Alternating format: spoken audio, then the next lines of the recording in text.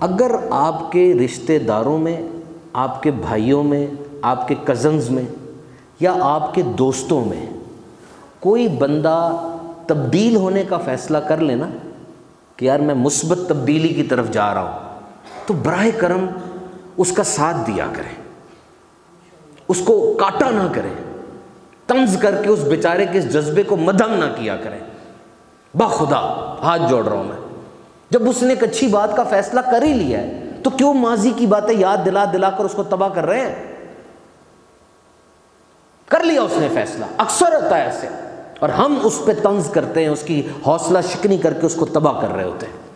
یاد رکھو یہ رشتے یہ بڑے اہم ہوتے ہیں، یہ گھر کی طرح ہوتا ہے رشتہ۔ گھر میں اگر لائٹ خراب ہو جائے، آپ مجھے بتاؤ پورا گھر بیچ دو گے کہ صرف لائٹ ٹھیک کرو گے؟